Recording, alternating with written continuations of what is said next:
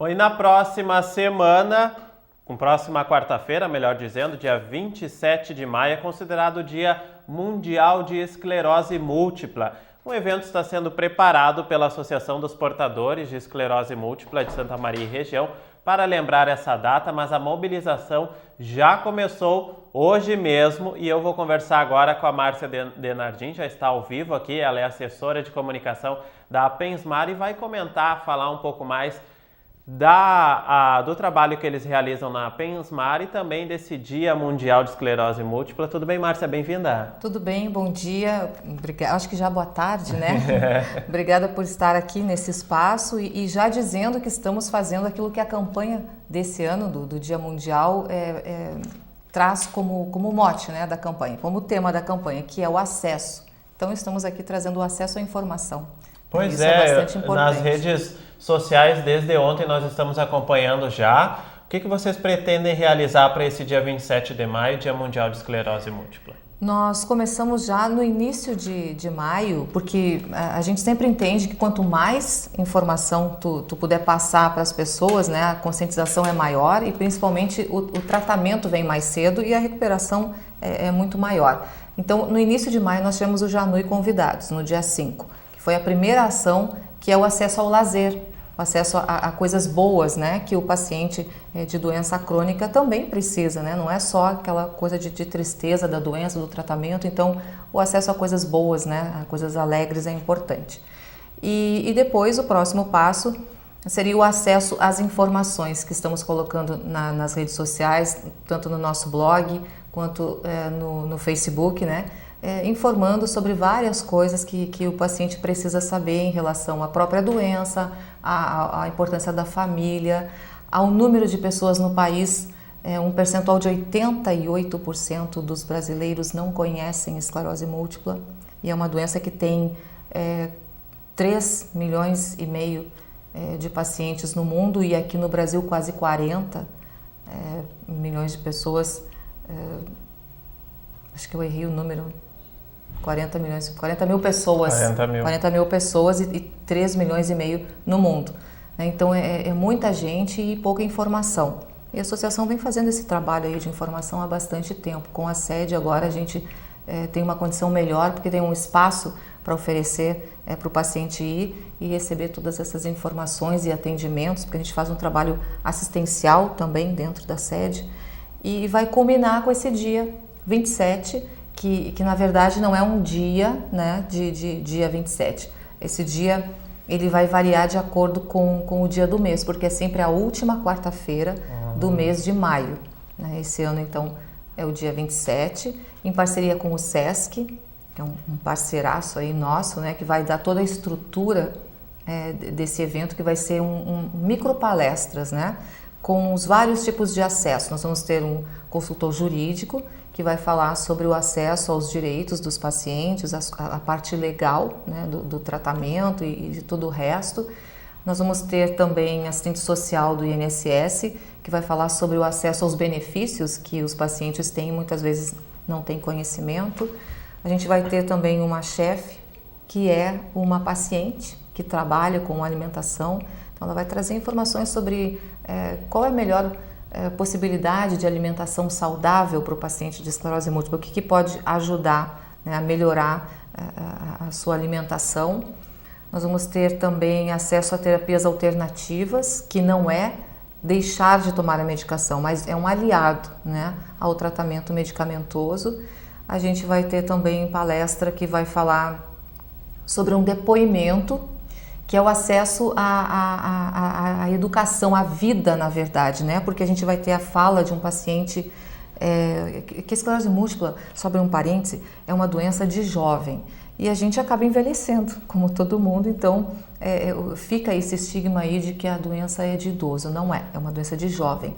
Então a gente vai ter um jovem que teve o diagnóstico aos 14 anos e 13 anos, ele já está com 15. Ele vai conversar com a gente, vai dar o depoimento dele de como ele não parou a vida, né? Porque ele teve sérios problemas ali com o início do diagnóstico, com o saber da doença, como lidar com isso, porque é uma criança, né? Pois é, você comentou que é uma doença de jovem, também anteriormente falou que a maioria dos brasileiros não sabe o que é uma esclerose múltipla. E esse acesso à informação é importante, essa data do dia 27, essa mobilização também vai ser muito importante. Então eu gostaria que agora você comentasse para o pessoal de casa, para aquelas pessoas que ainda não sabem, o que é a esclerose múltipla, como que uma pessoa pode diagnosticar que tem essa doença. A esclerose múltipla é uma doença degenerativa do sistema nervoso central. Ele acomete o cérebro e a medula. Então a gente pode ter lesões tanto no cérebro quanto na coluna e ter perda significativa de alguma coisa. Ou eu posso não enxergar mais, ou eu posso não falar mais, ou eu posso não caminhar mais. E isso tudo eu posso, não quer dizer que eu vou ter, né, essa condição, não vou ficar dessa forma. As medicações elas avançaram muito e ajudam bastante a gente diminuir o avanço da doença, né, e toda essa sequela ruim que a doença deixava em pacientes que foram diagnosticados há mais tempo, né, e tiveram um tratamento diferente. Mas é uma doença de jovem, ela prevalece mais em mulheres, 2 vezes mais que homens, e que acomete assim desde muito cedo e a gente não presta atenção nesses pequenos detalhes. Um formigamento, tu acha que tu acordou porque tu dormiu em cima do braço, né? E muitas vezes é isso, mas muitas vezes é o primeiro sintoma da esclerose múltipla. Coisas que acontecem contigo, uma tontura, uma perda de força, um exercício que tu faça que é normal para ti, que tu não cansa normalmente e que a partir de um determinado momento tu acabou tendo um cansaço muito maior do que o que deveria ser e que passa sem um tratamento médico e que tu normalmente vai recuperar aquela deficiência, vamos colocar assim, né?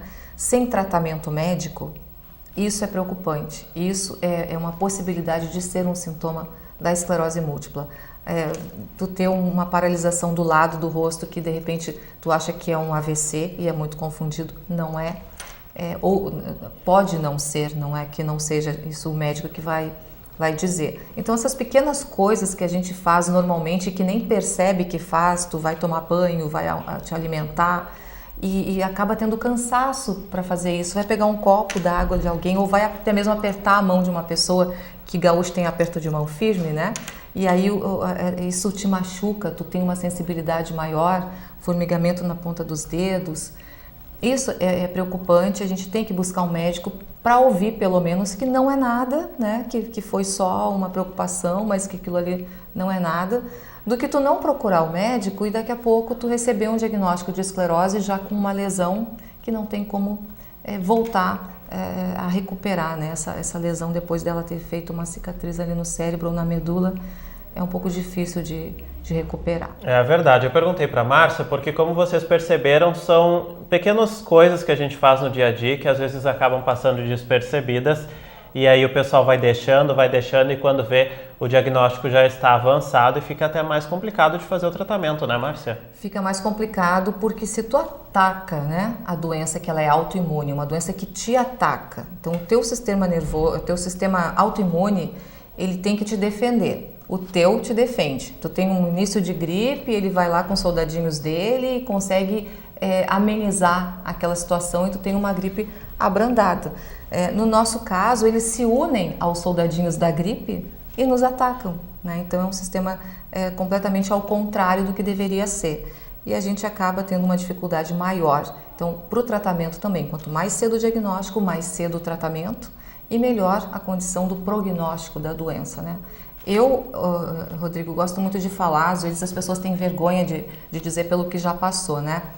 Mas eu gosto muito de colocar assim, eu estive na cadeira de rodas, eu estive usando bengala, eu estive usando muleta, acessórios para poder caminhar, né?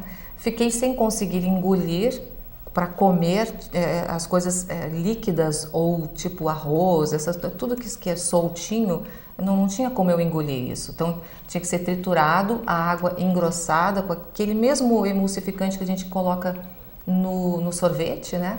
Para que eu pudesse me alimentar sem me afogar.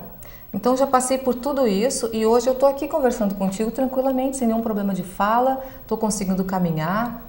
Mais ainda, consigo colocar salto, que mulher gosta, embora eu não seja muito adepta do salto, mas às vezes tu usa, né? Quer te arrumar um pouquinho mais para alguma situação especial. E a gente consegue passar por tudo isso se tu respeitar os teus limites, se tu respeitar o tratamento e se tu buscar, principalmente, né, buscar apoio, buscar essa atenção que a gente precisa, porque às vezes a família não entende, porque não percebe, não vê. O Rodrigo tem esclerose múltipla e o principal sintoma do Rodrigo é a fadiga. Eu sou da tua família, não enxergo a tua fadiga, né? Se tu tivesse um problema para caminhar, eu iria enxergar, mas tu tem uma fadiga, eu não enxergo. Então, às vezes, eu acho assim, o Rodrigo está usando a doença, né, para ter aquele ganho secundário que o pessoal da psicologia fala muito, e realmente existe isso, mas não é a situação do Rodrigo. O Rodrigo está mesmo com uma dificuldade maior, porque a fadiga é muito grande. Então, a pessoa não entende isso, e o paciente precisa que a família entenda. Muitos entendem, mas muitos não entendem por não conhecer, não ter essa informação. Então a gente tenta fazer isso, trazer a família para dentro da associação, para conversar com psicólogos, com terapeutas ocupacionais. A gente tenta trazer também mecanismos que, se tu não consegue mais ter essa função de pinça, né, adaptar alguma coisa ali que tu possa fazer isso e ter a tua autonomia de comer sozinho, ou até mesmo de escrever, de pegar, atender um telefone, né? Para melhorar a qualidade de vida do paciente, que lá no início teve um diagnóstico tardio e por isso acabou tendo sequelas que não foram conseguidas assim serem totalmente revertidas, né? Pois é, a Pensmar, como a Márcia falou, então não trabalha somente com o paciente, mas sim com a família para trazer, para incluir nesse tratamento. E agora a Pensmar está com uma sede, né, Márcia? O pessoal que quiser conhecer onde que fica, como é que é a localização lá dessa sede. A gente está muito feliz, Rodrigo, porque desde o final do ano passado a gente conseguiu, através de um projeto, buscar recursos para ter uma sede, uma casa, né? A casa da Pensmar. Fica em frente ao Hospital de Caridade, a gente procurou esse espaço, esse local em frente ao Hospital de Caridade, porque é onde se concentram os médicos, a própria assistência do hospital, clínicas, laboratórios para exames. Então, tudo que o paciente precisa está tudo no entorno da associação. Então, ele chega ali no prédio em frente ao Hospital de Caridade, bloco B, 8º andar, tem elevador, e já vai sair do elevador e dar de cara ali com a nossa logo na porta, 809, e vai ser muito bem recebido. A gente está lá todos os dias, de segunda a sexta-feira, das 9 às 17 horas, das 9 ao meio-dia e das 14 às 17 horas. Nós temos lá atendimento gratuito para os associados de advocacia, psicologia e terapia ocupacional. Estávamos com assistente social, mas ela saiu para um concurso, a gente já está buscando uma outra assistente social. Em breve, fisioterapia também ali, a gente está montando a sala.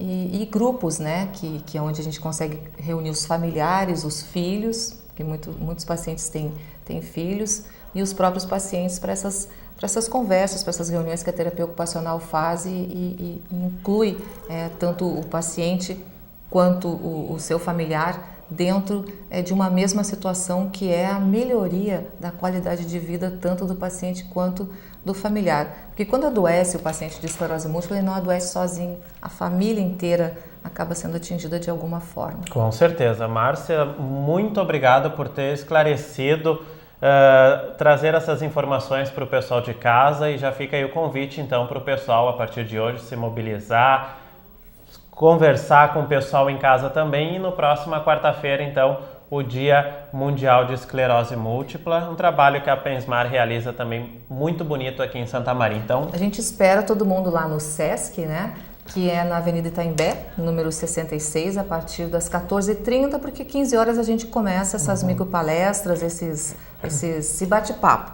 E as pessoas da área da saúde que quiserem participar, os estudantes, né, das universidades que quiserem participar também vão ser bem-vindos e recebem o seu certificado de participação, que é importante, né, para quem está estudando. Claro, é verdade. Obrigado, Márcia. Sucesso no evento. E mais uma vez agradeço aí por ter compartilhado conosco aí essas histórias. Muito obrigada.